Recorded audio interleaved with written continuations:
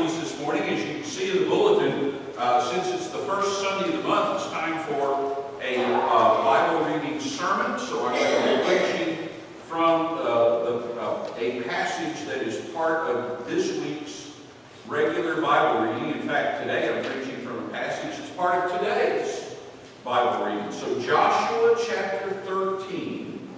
Joshua chapter 13. I'm going to read just a couple of verses from chapter 13 and then a few verses from chapter 14. The book of Joshua in the Old Testament, chapter 13. Would you look at chapter 13, verse 1?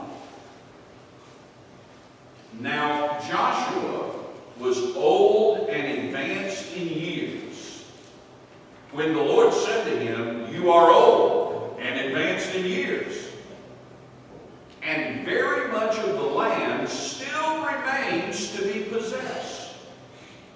This is the land that remains, all of the regions of the Philistines, and those of the Geshurites, and from Shinar, which is east of Egypt, even as far as the border of Ekron to the north, as it is counted as Canaanite, the five lords of the Philistines, the Gazite, the Ashdodite, the Ashkelonite, the Gittite, the Ekronite, and the Avite.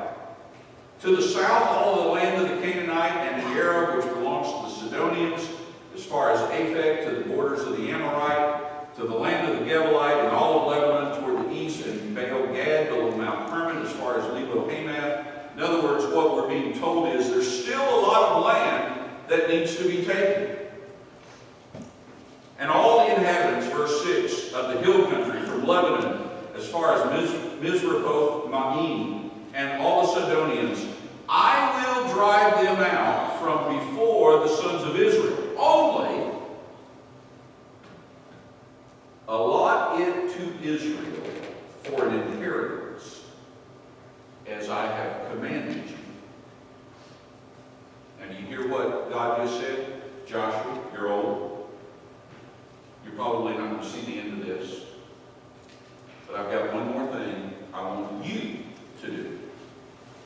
And that's divide the land up and give it to the children of Israel. Then would you turn over to chapter 14?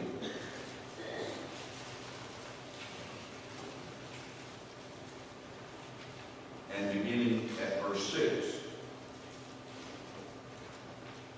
Then the sons of Judah drew near to Joshua in Gilgal, and Caleb, the son of Jephunneh the Kenizzite, said to him, "You know the word which the Lord spoke to Moses, the man of God, concerning you and me in Kadesh Barnea.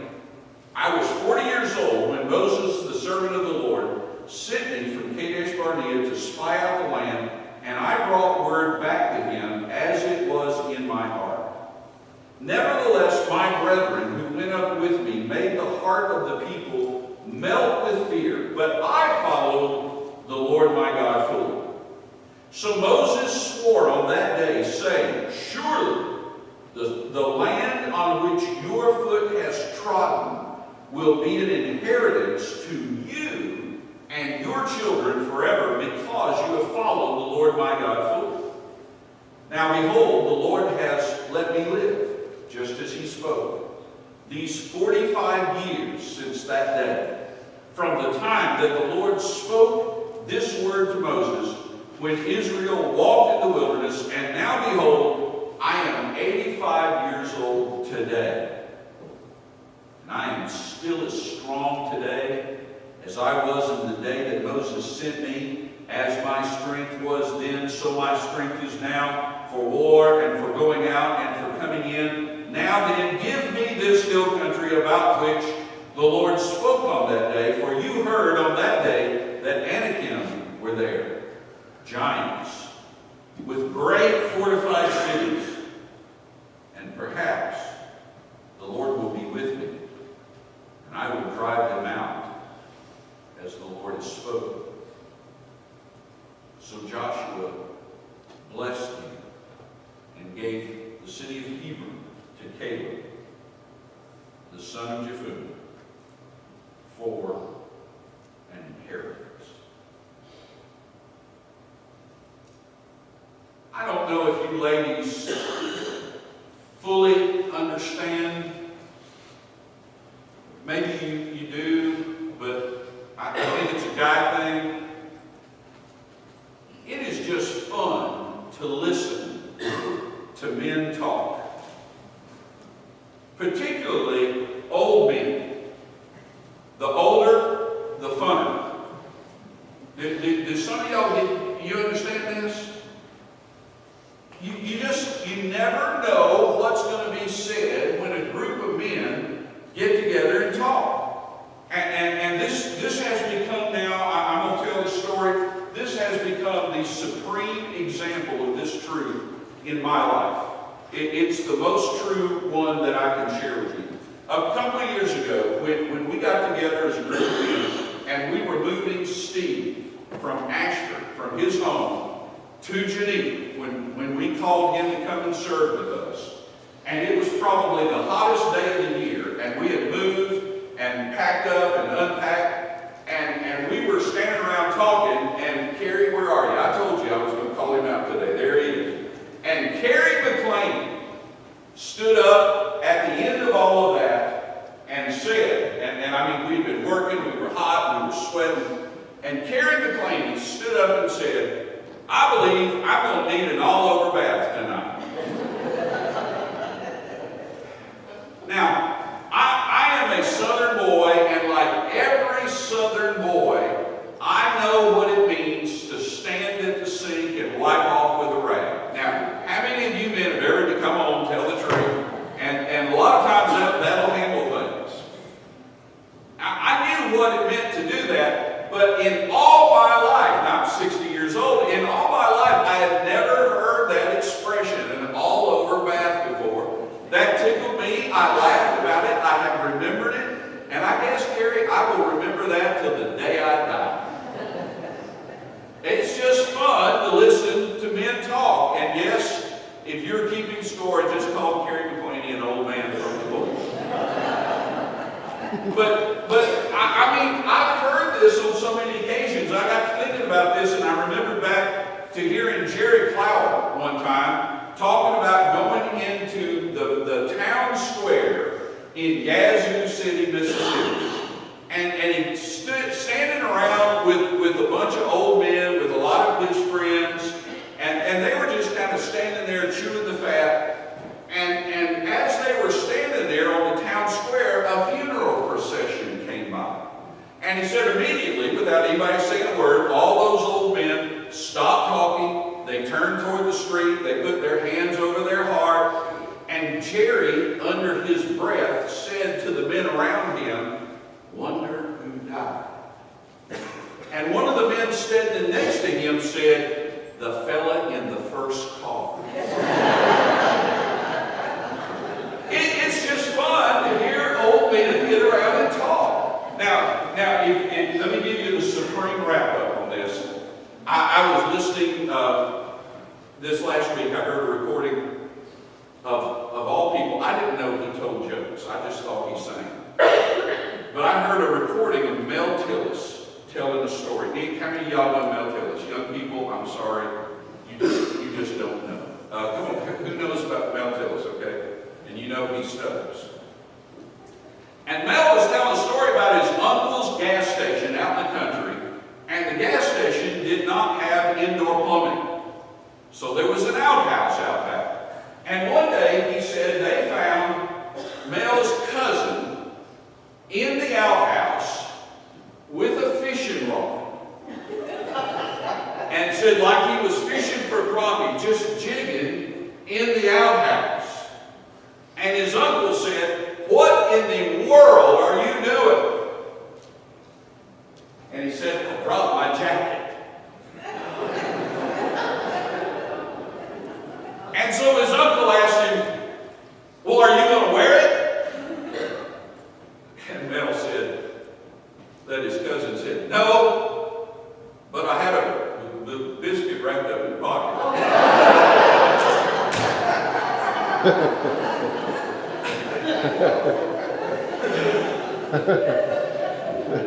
Forget the jacket, I'm just trying to get that biscuit.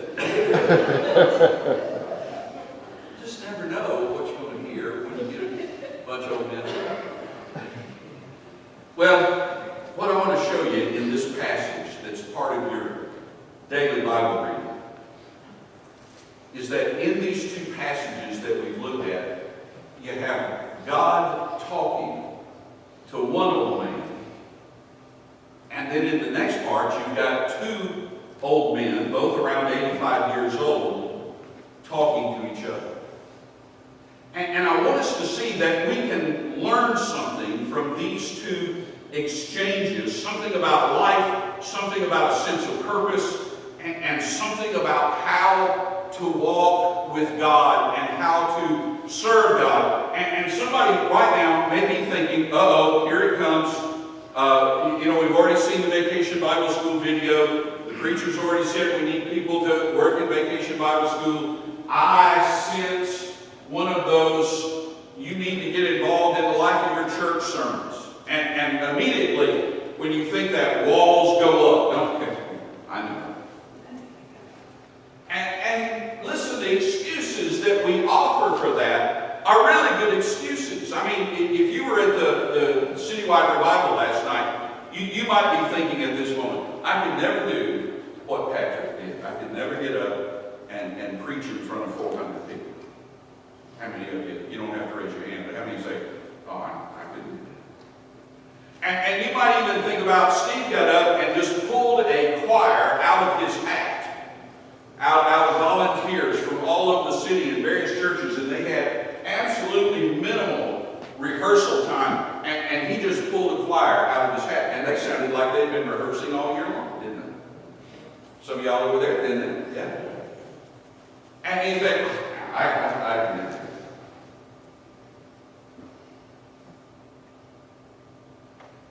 So if that's what you're thinking, I want to show you in these two stories just 2 or 3 truths that we need to understand in terms of getting involved in God's kingdom work. So let me just listen for you. Number 1. From these 2 stories, I want you to see that kingdom work is never about the man. It's never about the man. We all know, we understand this, we know that God uses people, His servants, to build His kingdom, right? We know that, yes? This is where you nod your head, yes. I'll do y'all just like the children. Just nod your head this way. We all know that.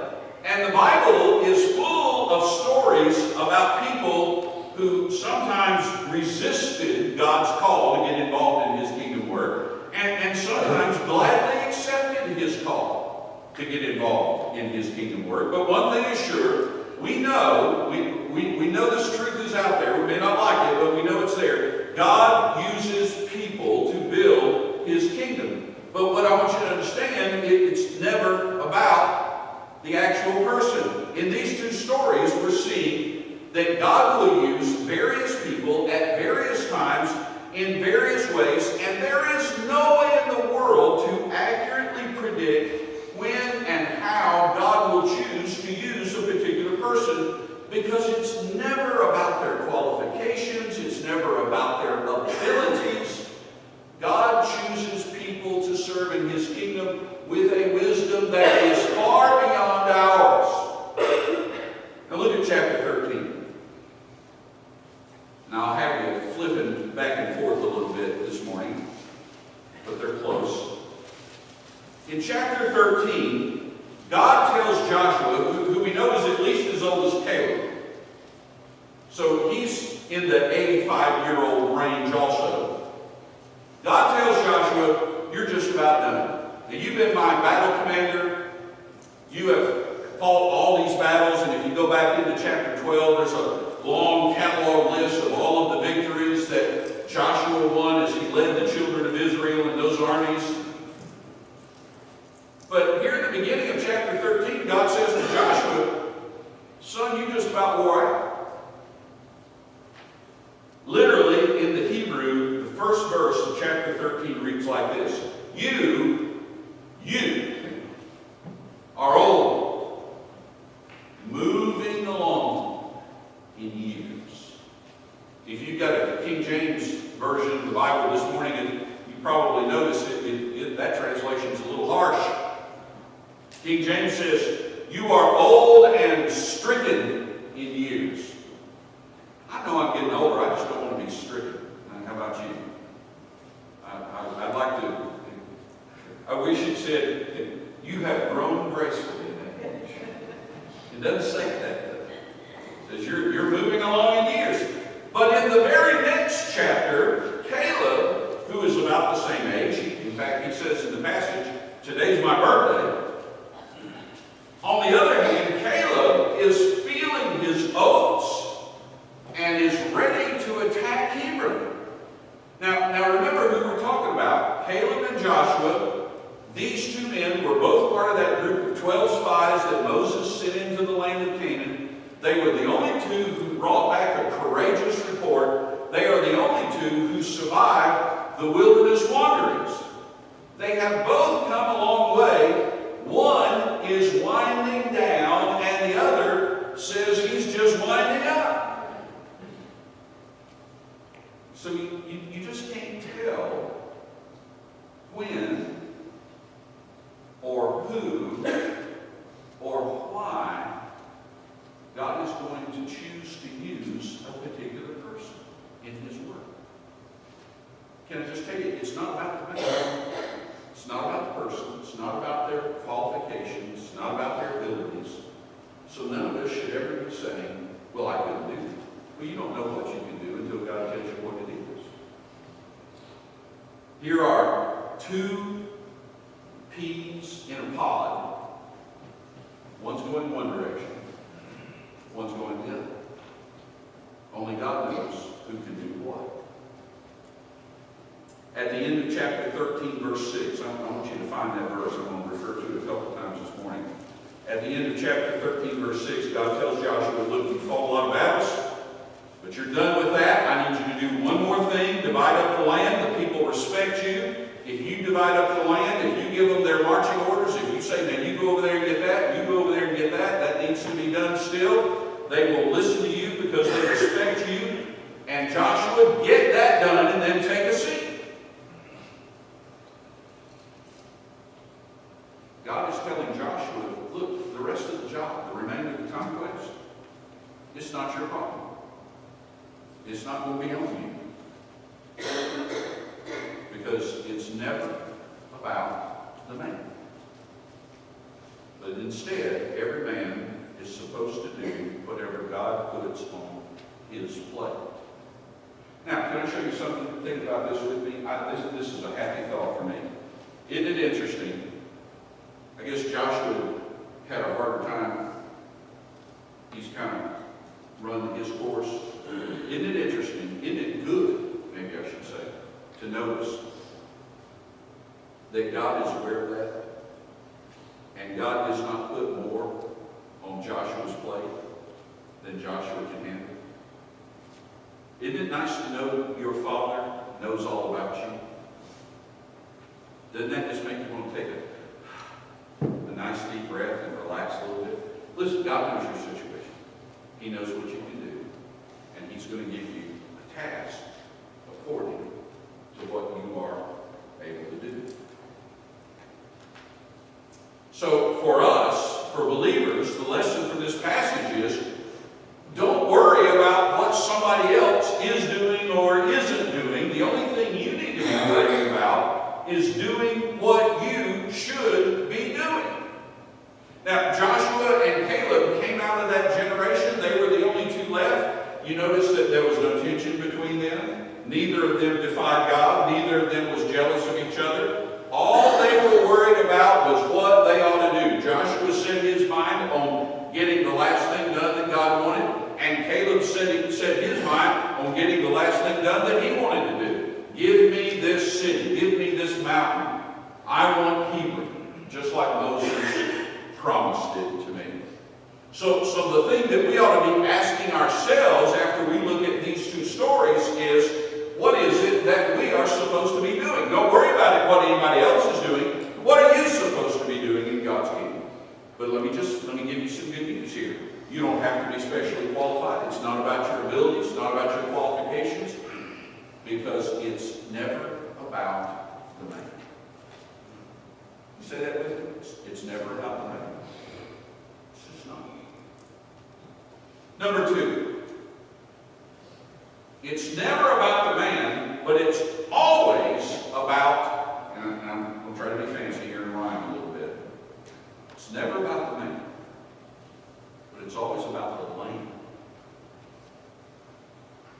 Just about everything that you've been reading in the Bible passages the last several weeks, as you've read Numbers and Deuteronomy and Joshua, you've read over and over about the land.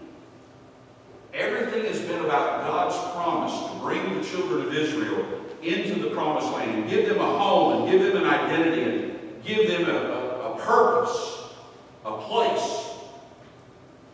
The end of Joshua's war record in chapter 11, verse 23 says, "So Joshua took the whole land, according to all that the Lord had spoken to Moses, and Joshua gave it for an inheritance to Israel according to their divisions by tribes."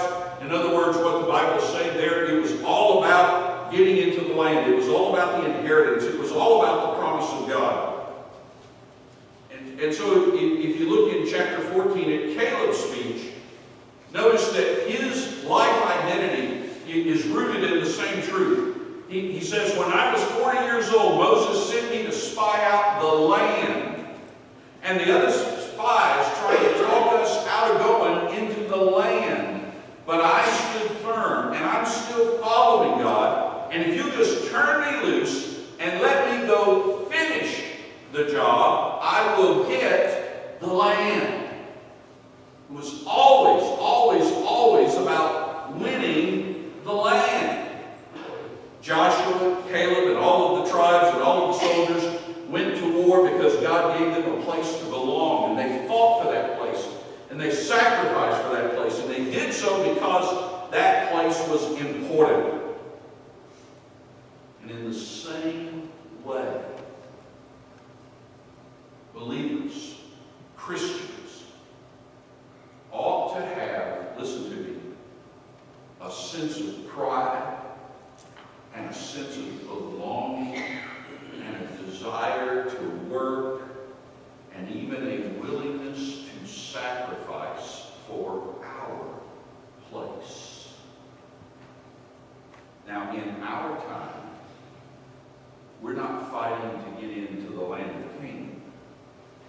In the New Testament era, we call that place the church.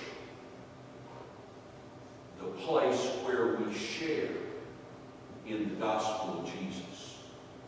And I want you to understand this morning that these two stories teach us that our membership in the church should never be, and was never intended to be, a casual membership. Did you hear me?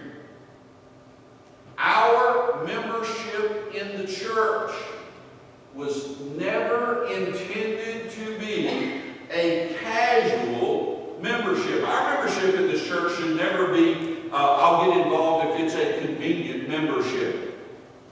Membership in the church, finding a place of service in the church, being concerned about the success of our church, ought to be as important to us as the soldiers fighting for the land was in the Old Testament. Amen.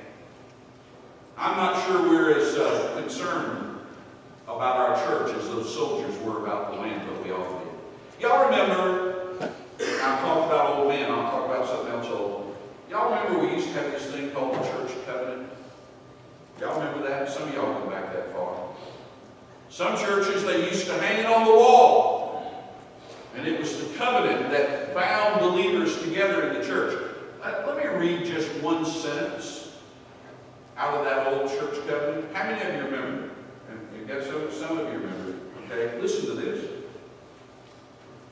"We engage, therefore, by the aid of the Holy Spirit, to walk together in Christian love, to strive for the advancement of this church in knowledge, holiness, and comfort, to promote its prosperity and spirituality, to sustain its worship, ordinances, discipline, and doctrines, to contribute cheerfully and regularly to the support of the ministry, the expenses of the church, the relief of the poor, and the spread of the gospel throughout the nations. Now, we used to talk about that. And those are strong words: to engage, strive, promote, sustain, and contribute. Could it be that we've got a little lax in how we think of the church? Number 3. And it's never about the man. God uses people as He will, and you can't figure that out. But it's always about the land, what God has called us to do. One more thing. It's always about the hand. And when I say that, I mean the hand of God.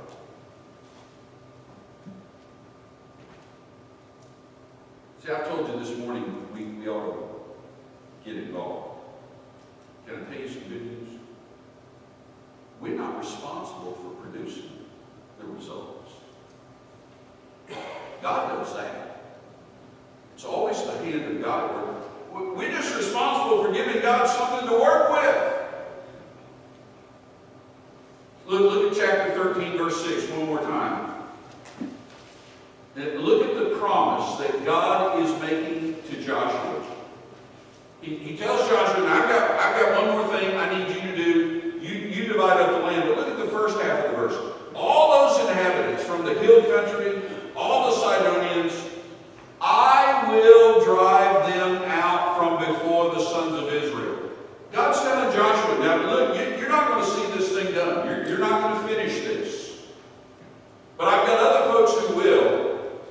And beyond that, you need to understand that it's not about your ability, it's not about their ability. I'm going to get this done. And then if you go over into Caleb's speech in chapter 14 and look at what he says in verse 12, after he says, now give me this mountain, at the end of that verse he says, perhaps, if I can do this, if I can stay strong long enough, perhaps the Lord will be with me, and I will drive them out, as the Lord has spoken. Now, you need to understand that when Caleb said perhaps, it was not an expression of doubt, it was an expression of humility.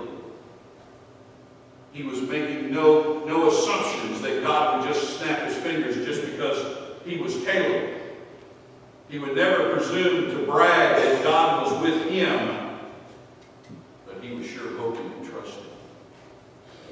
Neither of these men is operating under the delusion that they were producing the results. They were only doing what they could do. When God told Joshua in chapter 13 that he was about done and that there was still a lot of work to be done, Joshua understood that he wasn't going to get this job finished. But when he heard that, he did not use that information to say, well, I might as well quit now. He used that information to say, how much can I get done before I'm done?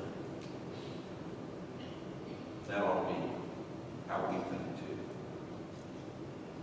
Can I tell you something? We're, as far as I'm concerned, we're members of the finest church in Geneva. Amen. Amen.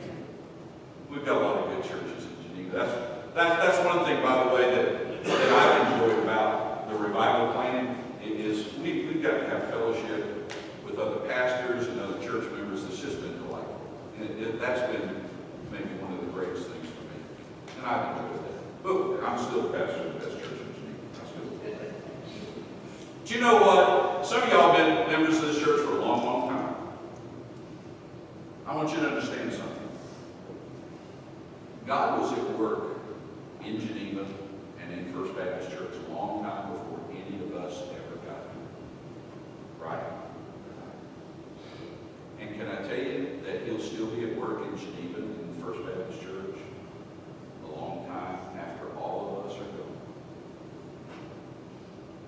And we don't use that information to say, well, we might as well sit back and not do anything.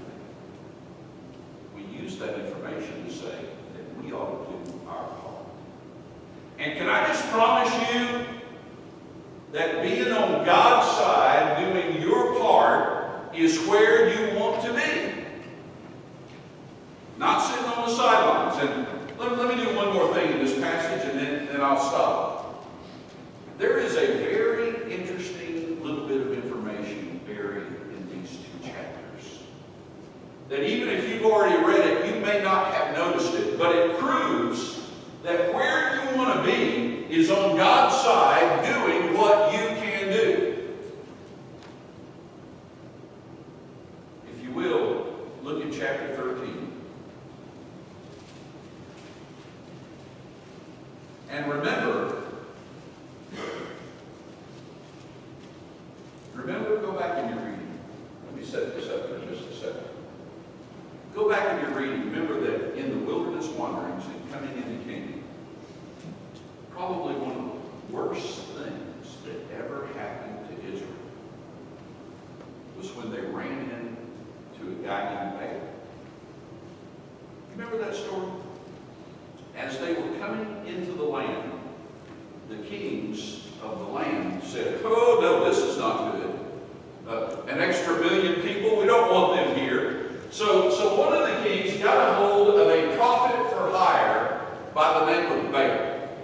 And he said, if you'll come out here and curse this group of people trying to come into the land, I will pay you well. And Balaam, who was a prophet for hire, said, I would like to receive that love offering. And so he went, and God told him, you can't curse these people. And so the king told him, well, I will give you a larger love offering. And Balaam said, I would like to receive that love offering. But when it came time to do the cursing, God said, you can't do that. And finally, you remember the high point of the story. Finally, Balaam tried so many times that God finally allowed his donkey to tell him, you can't do that. If you're not going to listen to me, at least listen to your donkey. What we learned later is that even though God would not allow Balaam to curse the children of Israel, he was determined to get that love. So he went back to the king and he says, now king, I can't curse the people. But I tell you what, if you put on a really good worship service for your idols and tell your ladies to smile pretty, I'm just thinking the Israelite men especially are going to want to come to your place.